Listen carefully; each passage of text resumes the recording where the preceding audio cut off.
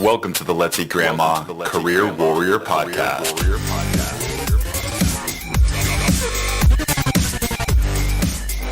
All right, welcome to the 36th episode of the Let's Eat Grandma Career Warrior Podcast, where our goal is not only to help you land your dream job, but to help you live the best life possible. Hey everyone, did you know that in all 35 episodes of our history, we have not covered interviews? Like, not once. That changes today. I mean, this is such an important topic. Interviews truly are an art to be mastered. Most interviews are decided within the first 5 minutes. The rest of the interview is really just a confirmation of that initial decision. And that really blows my mind, guys. Like, really? 5 minutes? That's when the first impression is made? That is when you're going to decide whether or not I get the job. So really, I think this episode is going to be amazing. What we're going to do is talk about the 5 questions that you should master before going into an interview. We're also going to cover those first 5 minutes and why they're so critical. You're going to hear me answer those questions in mock interview format with Merryn, and you're going to hear her critique me. Oh gosh, let's hope I don't blow this interview. Finally, you're going to hear Merryn talk about her amazing new book, which is Made to Hire: How to Get the Job You Really Want, which I think could be such a great value add for all of you guys who want to learn and get better at professional development. So let's talk about Merryn Roberts-Huntley, who is our guest today. Merryn is a career expert and founder of Made to Hire, a company focused on helping professionals get what they want in their careers. It's no wonder why so many young professionals and companies call her their secret weapon. She's worked with many huge brands you may recognize, including Nike, Adidas, Columbia Sportswear. Should I keep going, guys? Okay. Spanx, Clif Bar, Portland Marathon, Salomon, and Major League Soccer. And I've said it before, guys, marketing and career development go hand in hand. Everything you need from getting a nice resume to the way you talk about yourself on or off the interview. It's marketing. Seriously. Today is your lucky day. The thing about Merryn is that she teaches graduate level marketing at the University of Oregon. And when she's not running Made to Hire, she's doing marketing strategy and business development for Fix Consulting, which is a sports-focused firm that she founded to help connect companies to their target consumer. So I believe she's one of the best people that I could have found to teach you how to crush that interview. Make sure to turn your volume up, grab that cup of coffee, because you're not going to want to miss a single word of this episode. All right, let's get to it. Let's make your life even more fulfilling with our 36th episode of the Career Warrior Podcast.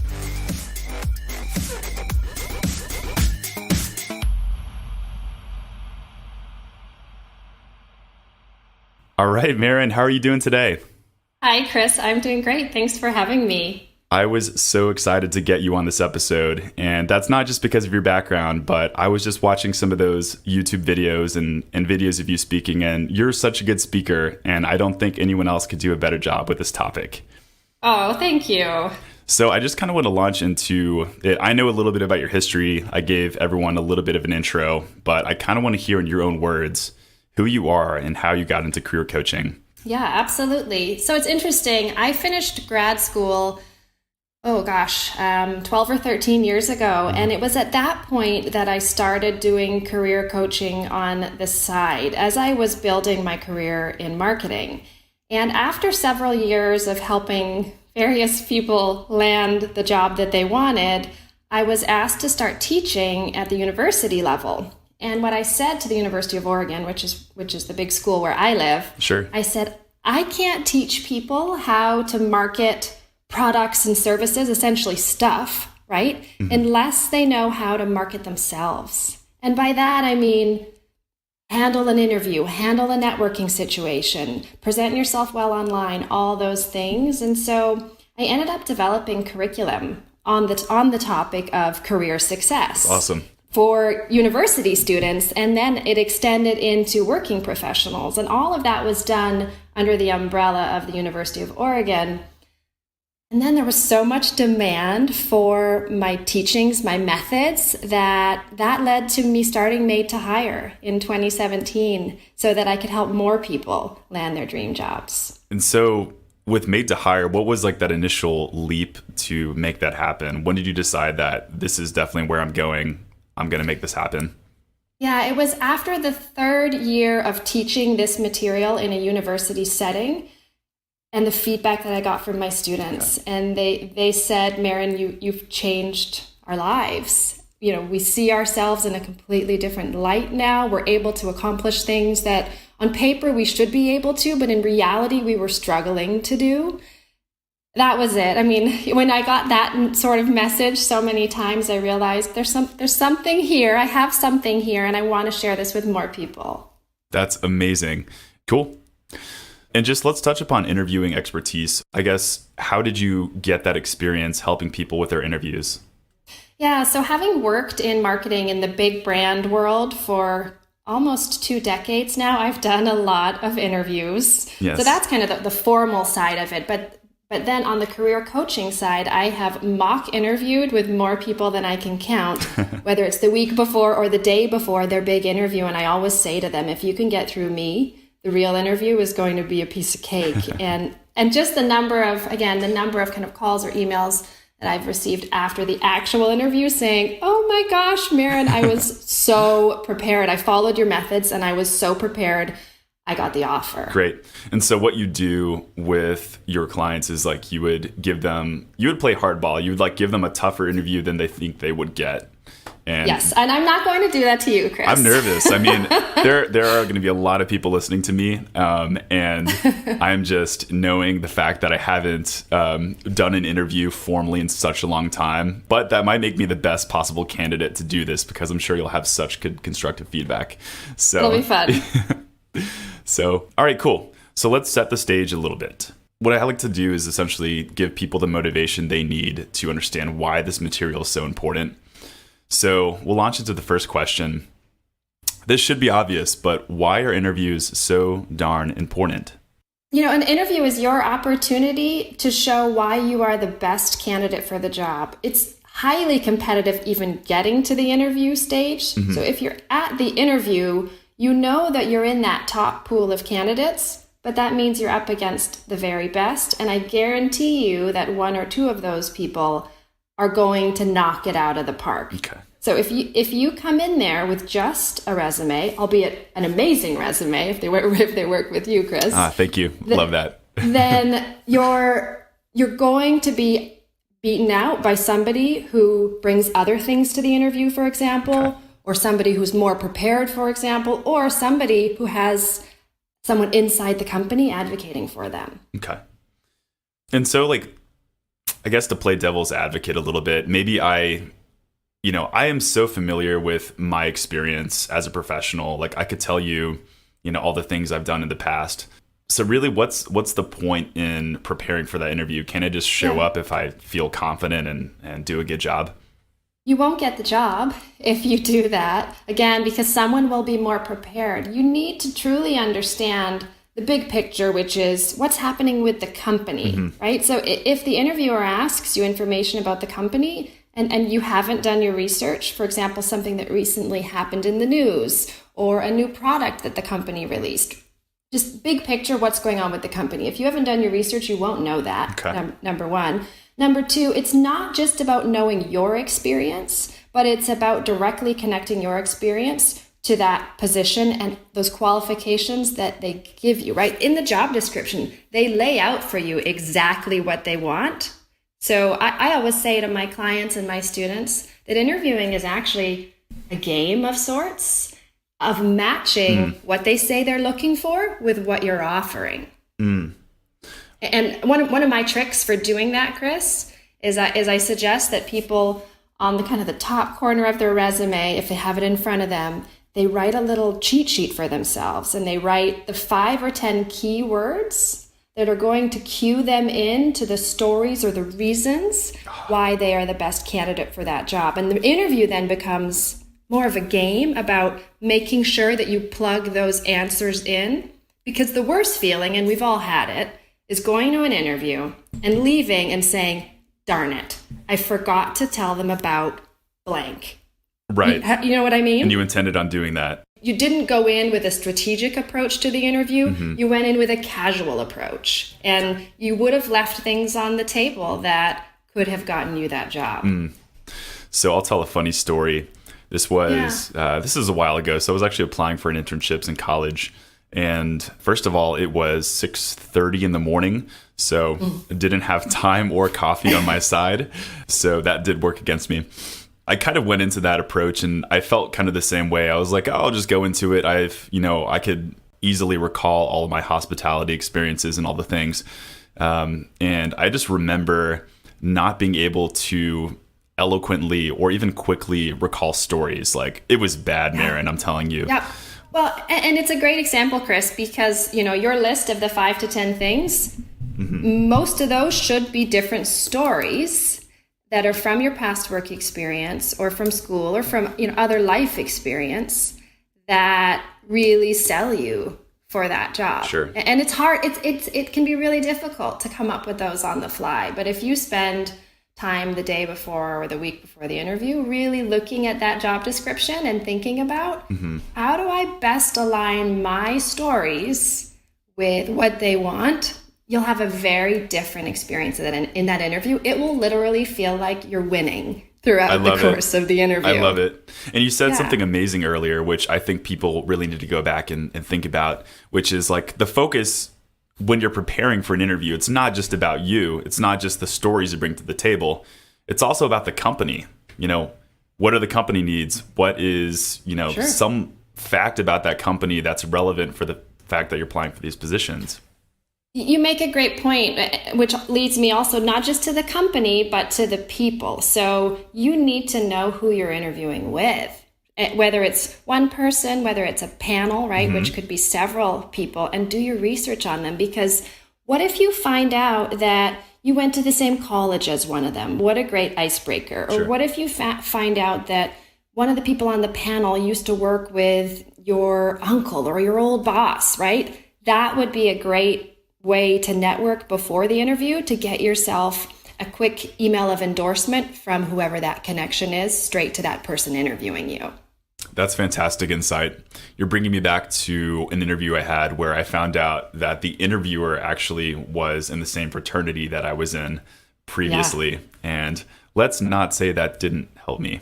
For sure, right? Because I always say this to people that yes, you want to hire the most qualified person, but you also want to hire somebody you get along with. And at the end of the day, you would be happy to have a coffee with because you enjoy their company. And knowing going into the interview the basics about who's going to be interviewing you will really help you form some personal connections. So Merryn, if you could magically give listeners one skill, let's relate that to interviews, what would that one skill be?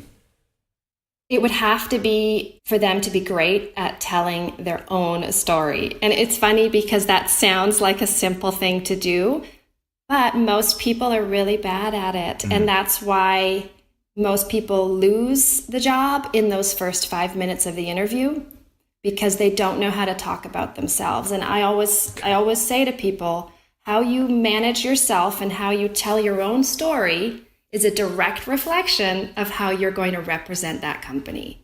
Mm. If you're all over the place and zigging and zagging with your story, or if you're nervous with how you're speaking to the person, sure, how are they going to feel about you in a meeting representing the company, for example, right? So you really have to get great at telling your story, because not only is it that representation of how you would represent the company, but it's going to either create an emotional connection with the interviewer or not, right? Because at the end of those couple minutes of you telling your story, they're either going to say, yes, I like you, and yes, you can do the job, or you're boring, and I don't think you can do the job. And then the rest of the interview is just a validation of that initial feeling, which usually they stick with.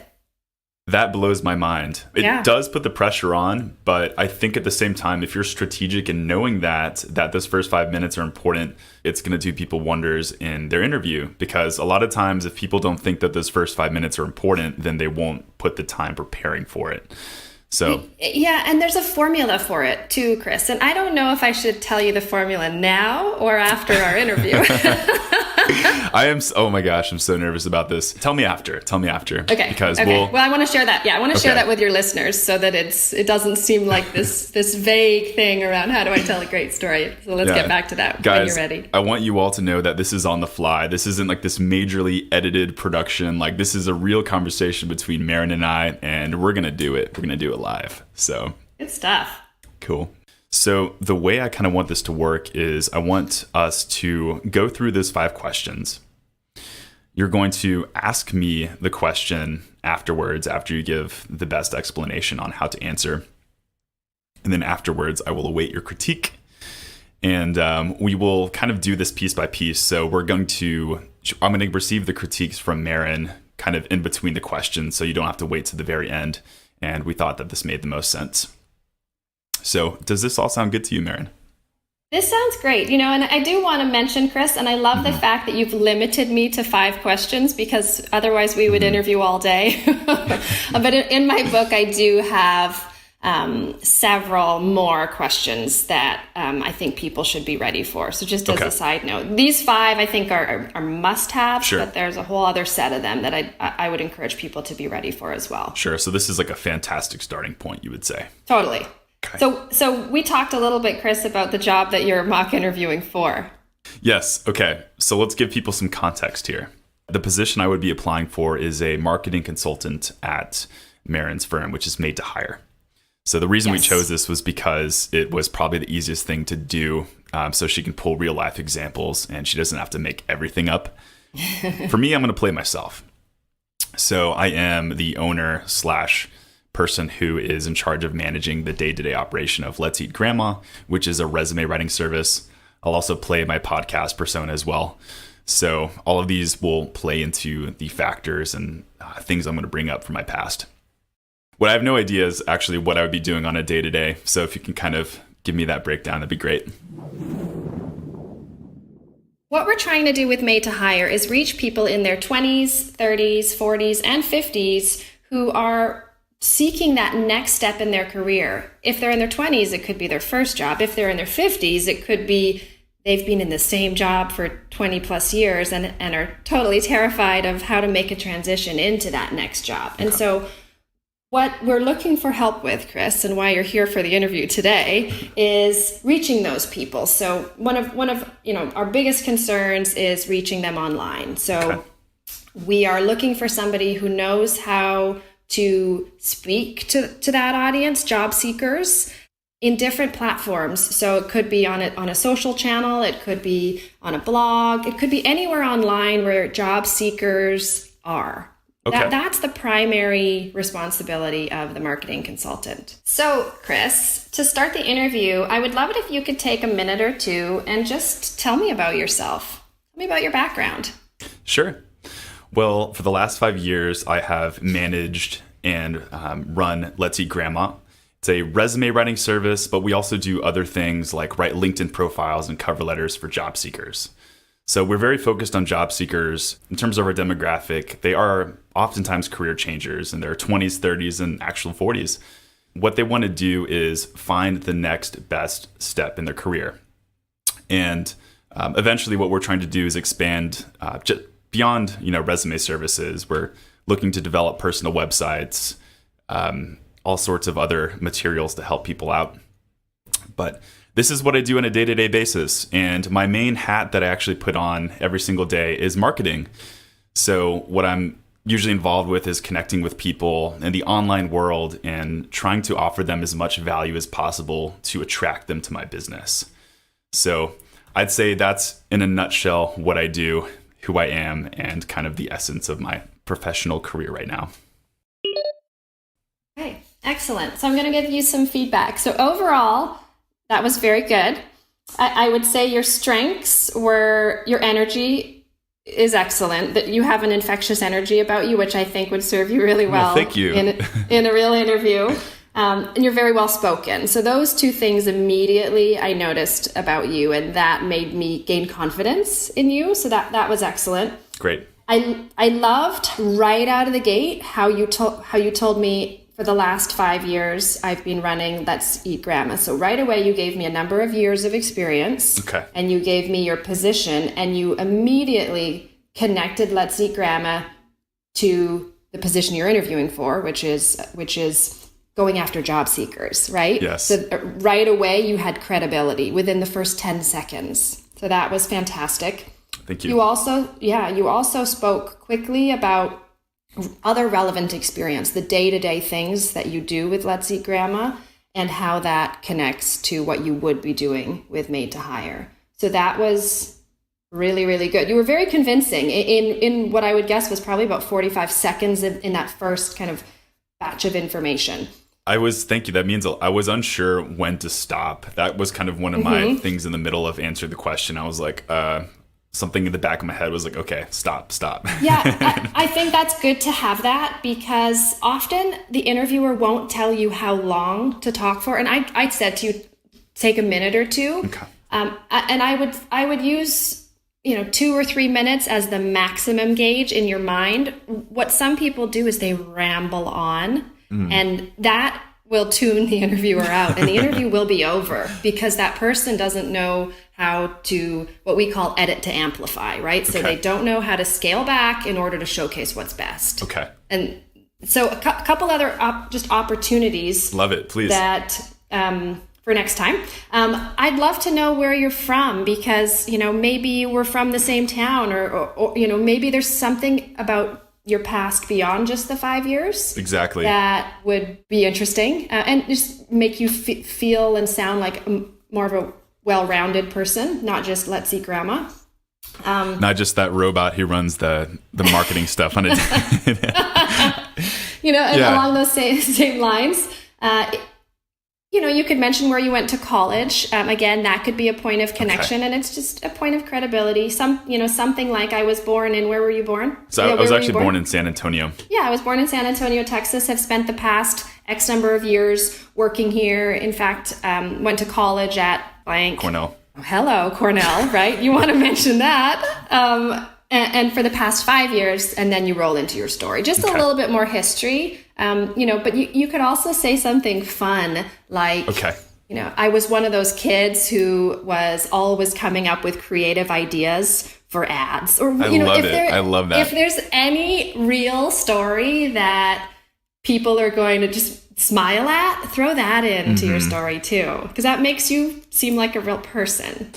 So my question would be, how much of this should be, I guess, like I want to say fun focused, but I guess more like interest based versus like strictly business? Yeah, that's a great question. I would throw in a couple interest based things. So, you could say something like, when I'm not obsessed with everything marketing related, I love to do triathlons and I have 2 dogs. Or whatever it may be. Again, just rounding out your personality more will make you even more likable. Okay. Thank you for that. This is like, I can already imagine myself going back and answering it and being a lot better based on just these few minutes of listening to you. One other thing I want to mention, if that's okay, Chris, just around telling your story that I hear people do all the time, and you didn't do it, and I loved that, is often people will say a negative or put themselves down. So they'll say something like, I went to college for history, but I had no idea what to do with that degree. So I went and taught English in Korea, or whatever it may be. I love that your story was totally positive. You didn't use any negatives or kind of seeming like you had lost your way. So I'd encourage your listeners to avoid that. The interviewer doesn't need to know about that. All right, Merryn. I like it. Is that anything else? No, that was really good. Yeah, really, really, really well done. So I think we'll move on to the next question. Okay. So we're talking about Made to Hire and the marketing consultant role. So I'd love if you could tell me what makes you interested in this role and this company. Sure, absolutely. So I have been following Made to Hire for some time now. And I really do like what you guys are doing, in terms of your marketing. And like I said, immediately when I went to your website, the first things I noticed were those videos and those things that did captivate me personally. So for me, I do see a wonderful opportunity to work with that, not only because from my business standpoint, I feel like we do have a lot of things in common, such as the contemporary feel. We're trying to reach the same exact audience. And I'm just a person who's all about opportunity. So you mentioned something like trying to reach people online in the online world. And for me, that's exactly what I've been doing for the last 4 years, is connecting with people via Twitter, Facebook, and even delving into forums, which I think may be a great opportunity for you guys. So for me, that's what I see. And I personally just would love the idea to connect with you, mainly because of your culture fit, I think works well with mine. Yeah. Chris, I'm going to give you an A+ on that one. Thank you. So I'll tell you what I think. Heart was racing. I was like, oh, everyone's going to hear me blow it. I'll tell you what I think you did really, really well. So you spoke to some history, right? So you said, I've been following Made to Hire for quite some time. So you established a familiarity with the company, right? So it wasn't just a job posting you saw last week, right? Okay. So this is a company you've been following and interested in. You also talked about specifics about the company. For example, you talked about Made to Hire's website and really connecting with the video content, for example. So that showed me that you haven't just been following, you've actually been learning about the company. Then what you did, which was really great, specific to the job, you connected what you're doing now with Let's Eat Grandma with what you would be doing with Made to Hire. So in my head, check marks are going off saying he could do this job. And then you went even further, and it was funny, Chris, because I was writing a note as you were talking, sure. That it would be ideal if you could talk about an opportunity that you would see that's making you interested in this role. And that's when you mentioned forums. Okay. So that just put you over the top, and that's why you went from A to A+, because you talked about something that you would do in the role. Not only you were interested in it, but this is something that you would go after if you were in the role. So I loved that. Well done. Fantastic. A quick follow-up to that would be, is there a crossing the line to where you shouldn't? Because I'm imagining, like, what if I said something like, your marketing really needs this help? Because I have people who are emailing me with SEO stuff, and they're like your SEO just scored really bad, and I really think we can help you with that. And I'm almost turned off by it. I'm like, I think that's a little too much. I didn't ask for it, so. I agree. I do think it's very easy to turn someone off in an interview by telling them what they're doing wrong. So I wouldn't take that approach. I think you're spot on with that. I would focus on, if you have the opportunity to give them an idea and let them inside your head around how you would see that position, how you would see yourself in that position in a positive light. Got it. I think that's a great idea. And actually, one of the things that I talk about in my book and my online course is what's called a 30, 60, 90-day plan. And that is a great tool to use in an interview. What you do in that is you lay out the first 30 days. This is what I would focus on in the job. The first 60 days, the first 90 days. And that does, on paper, what you just did, Chris, which it gives the interviewer some insight into how you would actually approach the position. That's fantastic. And the fact that you said those numbers, I think, makes it so concrete. It's like you're almost visualizing what can I do in 30 days? Exactly. It's very specific. Well, and think about it, right? So if you're interviewing against people and everyone else just brings a resume, and you come in there with a resume with a 30, 60, 90-day plan, with this other document that I suggest using, which is called a suitability map. Let's say you come in with a letter of recommendation. Let's say you come in with a sample of your work. You're looking a whole lot different than the candidates who just have a resume. All those documents, I call those your portfolio. We can talk about that more later if you want. And I can find this in the book, by the way. Yeah, absolutely. Great. I am so excited to read it. So I did receive a copy of Merryn's book, and that's going to be the first thing when I get in the mail is I'm going to try not to finish in one sitting, but we'll see what happens. You're very kind. Okay, next question. What is your biggest professional weakness?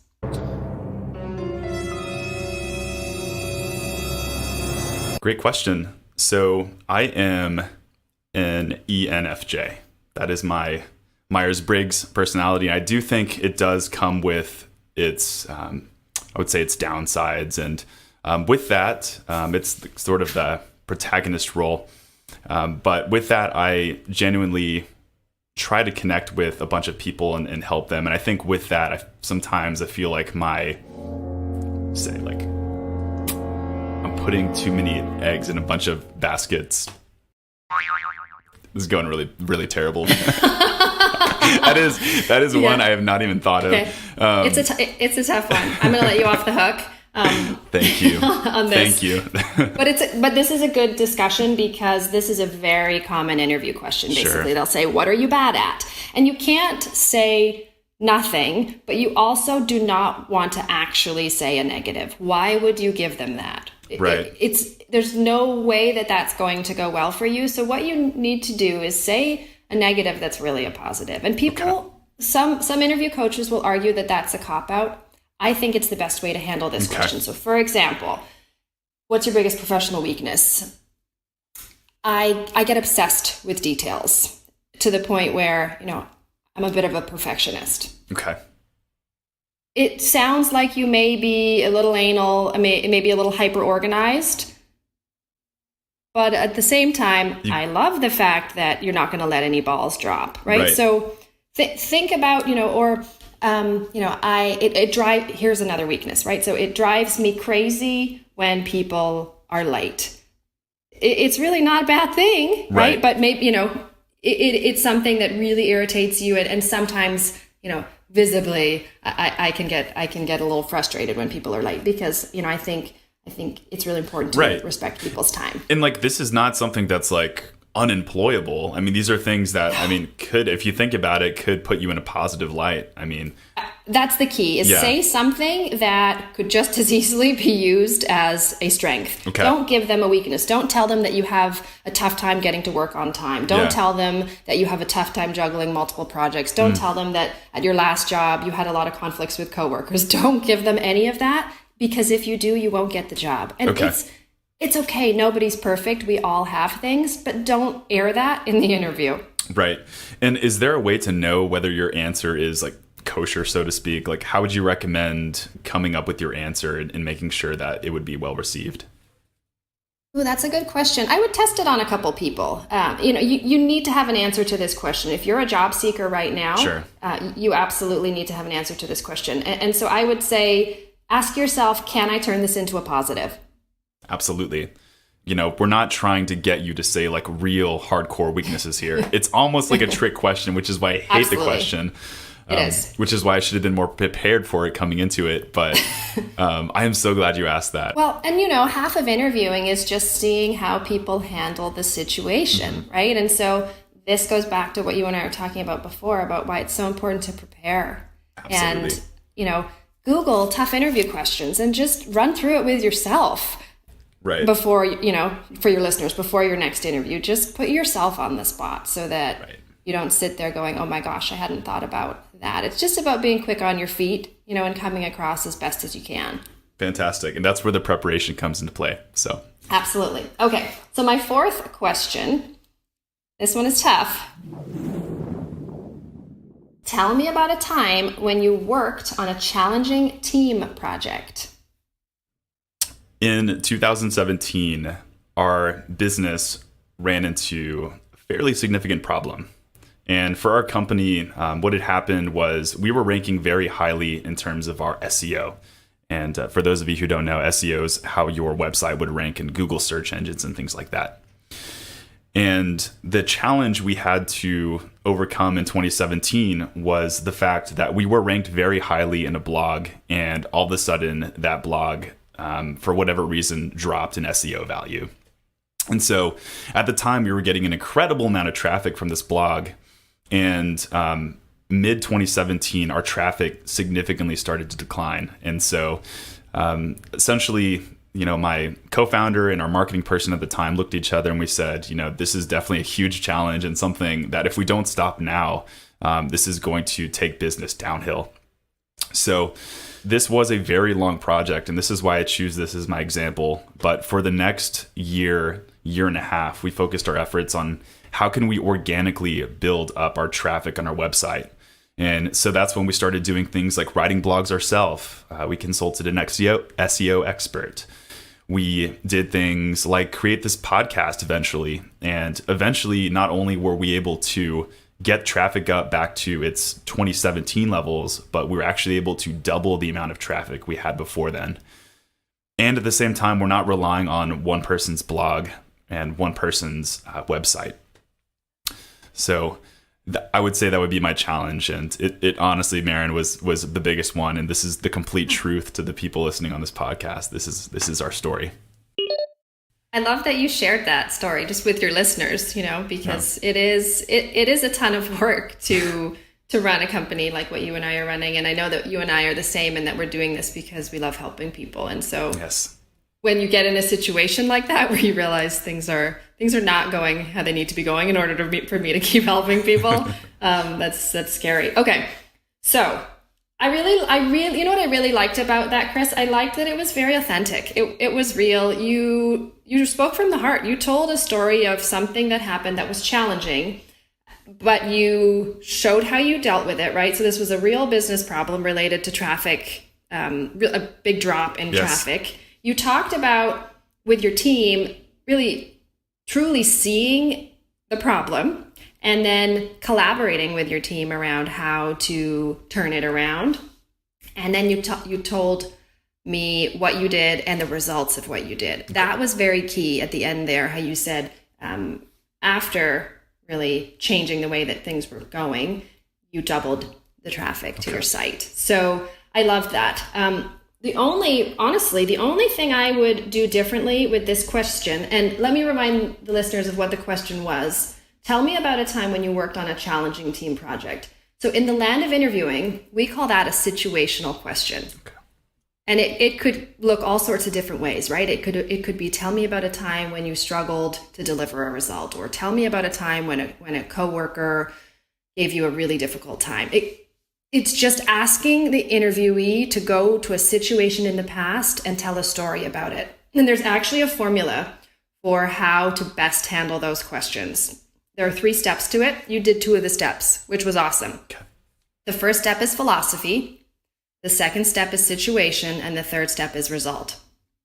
So philosophy, what that is, no matter what the question is, you tell the interviewer generally what you think about that sort of a situation. So in your case, Chris, tell me about a time when you worked on a challenging team project. I would say something like, the sort of projects that I take on with Let's Eat Grandma are pretty much always challenging, but I'm grateful that I have an incredible team to work with. Okay.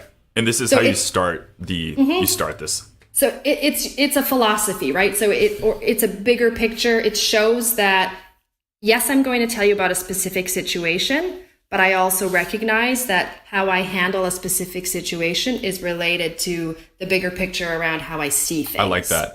I like that a lot, because you're making it more, I'd say, applicable to other situations. Absolutely. And what it's doing is it's letting the interviewer inside your head, and it's showing that not only is this person going to manage little details, but they can think big, right? Okay. So step 1 is philosophy, right? So tell the interviewer how you generally handle situations like that. Then go into step 2, which is a specific example, and you did that perfectly. And then step 3 is talk about the results, and you did that perfectly. Okay. Most people, when asked a situational question, all they will do is do step 2. They'll talk about the situation. Okay. Could I find this in your book that we're going to talk about at the end of this episode? Yes. I think these are such good tips, and this is such good advice. So Thank you. And it goes back to what we were talking about before, which is, and it's a funny word to use, but interviewing really is a game, and it is about putting your best self forward. And you do that by being as prepared as you can be, but also being comfortable, being authentic to who you really are. Okay, great. Okay, I have one last question for you, and this is one of the questions that most people dread. There's lots of debate about this question on the internet. So my last question, Chris, is, what are your salary expectations for this position? That's a great question, Merryn. So I was doing a little bit of research before this interview, and I saw that the average salary for the area I'd be applying for is between the $50,000 and $55,000 range. So just to let you know, I'm open to negotiate, but I'd like to kind of hover around this range. But once again, just open to negotiation, further discussion. Okay. Thank you. So this is a really tough question. I think you handled that well. I like the fact that you spoke to research, right? So there are a couple great websites. Do you remember the one you went to? Was it PayScale or Glassdoor? So I actually made that up completely on the spot. I did. Hey, I like it. Yeah. I would actually go in and do research on Glassdoor or something like that, okay. But just for the sake of this. And I think that's great that you mentioned you did research, and that's great that your readers realize that you can, if they don't know, that they can go online and enter any sort of a position in any city, and it'll give you a range for what that position typically pays. Okay. So I want to go back to the beginning, though. When someone asks you what are your salary expectations, the first thing I suggest you do is respond to that question with a question. Okay. And that is, what is the hiring range for this position? Okay. Very interesting. That's actually something I would not have thought to do. So every role has a hiring range, right? So ideally, and especially if the recruiter or interviewer or whoever is interviewing you, ideally, they will give you that information, right? So then you have the upper hand. Mm-hmm. If not, well, there are two ways we can handle that. If they don't give it to you, they may say something like, that's something that we'll share with whomever we make the offer to, right? Okay. Got it. Or they may tell you, yes, this position is hiring between $50,000 and $60,000. Well, perfect. Now I know, right? I would follow up my question about the hiring range with your comment, which is I've done my research. Okay. I've looked online and I see that this position should pay between 50 and you said 55. Okay, so now two things I'd love you to do differently next time. The first one is if you have the work experience to back it up, which you do, put yourself at the high end of that range. Okay. You told me I'd be comfortable with 50 to 55. Well, I will tell you, Chris, I will be offering you 50. 50. Don't let me off the hook. Got it. Make me work for you. If I want to hire you, make me know that you're going to be on the high end of the range. Okay? So that's one point of feedback. The second point of feedback is you also told me that you're open to negotiation. So now I know I can get you for under 50. Okay. Yeah. that was more of like a fear-based thing too. Like the reason I said that was like I don't want to give the wrong answer, so let me tell them I'm open. It's tough. Yeah. So that's how I would handle that question. But because I'm a tough interviewer, I am going to offer you a little under 50. Okay. But then we can talk about negotiations on a future podcast if you want. Yes. how you can get more than 50 out of me. I got to have you come back. I mean, this has been so great so far. So So I mean, I think you have more than enough experience to do this job. I really enjoy chatting with you, so I think you're hired. Merryn, this is the best news I've received all week. Thank you. And guys, I really was nervous coming into this because I was like, oh, how's it going to turn out? I'm gonna blow it. No, but, you were awesome. Because Merryn has so much experience doing this, I just didn't want to look dumb in front of her. But there you go. Not at all. You rocked it. Thank you. Well, cool. Well, Merryn, I want to get to talking about your business and your book. But before that, can I hear some final words of advice for people looking for their dream job in 2019? Doesn't have to be interviews, can be anything. There are a couple things that we didn't touch on that I'd love to touch on. Sure. And it's, the first one is, I call it the 5 steps to getting your dream job. So a lot of people will come to me and they'll say, Merryn, I've sent in 100 resumes online and it's just not happening for me. And I'll say to them, is that all you've done? Because they think they've done a lot, but actually they've pretty much just put their resume in the trash. And I know that sounds harsh because they've spent lots of time sending in all these applications online. But if that's not supported by other steps in the process, then it's not going to happen. And so I say it's 5 steps, right? So step 1 is you need to build your brand. Okay. And what I mean by that is what you look like on paper, what you look like in person in terms of how you tell your story, or when somebody Googles you, what do they find, right? When somebody goes to your social media, what do they find? So I would say step 1 is build your brand and make sure that you're coming across how you want to come across. Step 2 is leverage your network, right? So if you're going after a job, make sure that you're on LinkedIn. Make sure you have a great LinkedIn profile. I have lots of advice on my website, madetohire.com, around how to look great on LinkedIn. Great. And make sure that if there's anyone in your network who's connected to a company or a job that interests you, reach out to them. Let them know what you're trying to do. Hopefully they'll be willing to help you or introduce you to someone who can. Step 3 is, and I mentioned this earlier, create your portfolio. So your portfolio is a set of documents. It's not just a resume. There are, let's see, 1, 2, 3, 4, 5, 6, 7 things that I suggest most people have in their portfolio, which people are going, what?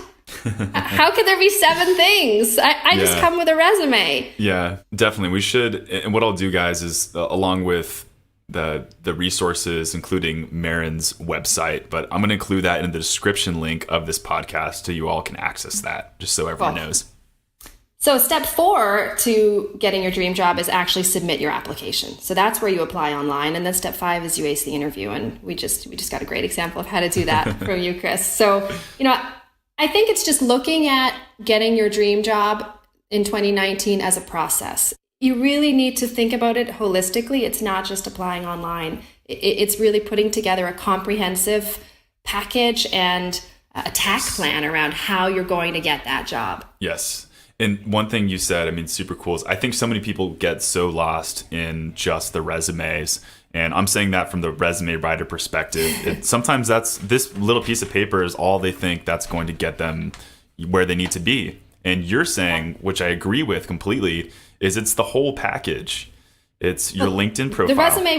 Hopefully the resume will get you in the door, and it better be fantastic, right? Because you and I have both seen a lot of really bad resumes. For and sure. I know you've turned a lot of bad resumes into great resumes. but that's just one part of the equation. And I think, if we can get your listeners thinking about what are the other things that I can be doing, and that's what I talk about in my book, Made to Hire, and on my website. Great. So let's launch into the book. What can I learn from the book, and why should I read it?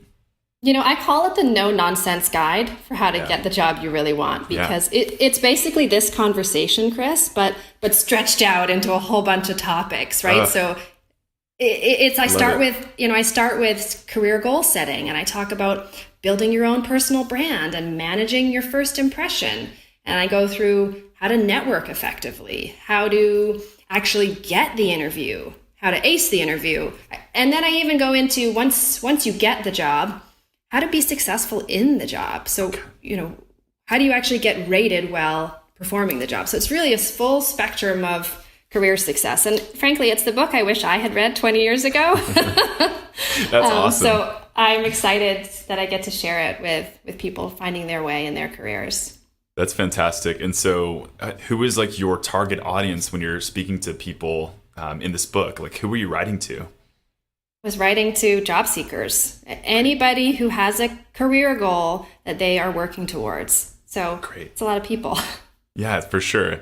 It's such an interesting thing. And I think about the same thing as I'm, developing this podcast audience and who I'm speaking to. And these people are, anyone who wants to read or listen to a podcast about, their own professional development.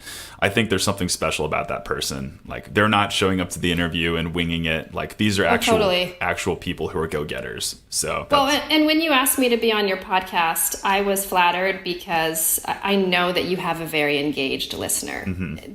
Just to your point, right? You have somebody who's trying to really better themselves. And I love supporting what you're doing and helping those people. Thank you so much. So tell me about your business as a whole, though, because the book it's just one part of the whole puzzle, so to speak, right? Yeah. We have 3 things that we do, 3 big things that we do at Made to Hire. The book is kind of the big new shiny one because it just released 2 weeks ago. I love that artwork, by the way. It's you. Oh my gosh, it is so good. In the space of career books, it's a lot of older men, and I thought, I'm a decent looking woman, professional woman, so I'm going to put myself on the cover. Let's go. That's marketing right there. You are a genius. Thank you. So we have the book and then also the online course. And, I recognize that people like to learn in different ways, right? Some people like to listen to podcasts. Some like to read books. Some people like to learn online. And so I created an online course that's 30 short videos covering these topics. And it's me being filmed and talking through how to handle different situations. So that is a great resource for anybody in the job seeking space. And then I also run workshops so that people can access me live and in person. And kind of on that same note, Great. I do I do take on a select number of one-on-one career coaching clients, and that's for people who need help building their career plan or need help doing what you and I just did with a mock interview. So there are a lot of things under the Made to Hire umbrella. But at the end of the day, it's really just about helping people reach their career dreams. Sure. One person at a time. Exactly. And I told you earlier, one of the reasons why I was looking at your website and I was like, Merryn is someone I have to have on the show is because of those materials you have on your website. So that video you had, I don't know if it was like a promotional video or it was a one-off, but it showed you speaking at a workshop. And I was like, here's an engaging person who would probably be an excellent podcast guest. So kind of tying it all into the big picture, but I think that's amazing. And I think anyone who is curious about you should go to your website and see what you're about. So thank you. Appreciate that, Chris. I think we've done okay here today, you and I. It's been fun. I think so too. I just want to say thanks again for coming on. It's been my pleasure. Yeah, I think you did such a good job. And there was so much we covered and so much we did not cover in this episode. So definitely look out to come back at a future point because, heck, we can do another interview one. We can do a personal branding, all the things you're familiar with. So I would love to. Thank you for having me. Cool. And for more on your job search, make sure to check out letseatgrandma.com. That's where you can find our blog, where we post the podcast show notes and so many more articles that will help you in your job search. You can also check out our resume services if you are interested in getting your resume professionally reworked. And please make sure to show us some love by jumping onto iTunes and leaving us a rating. The support from my fellow warriors will show the world how great this podcast is and help other people in their job search. Pay it forward. Thanks, guys, for being true warriors, and thank you for tuning in. I'll see you next week.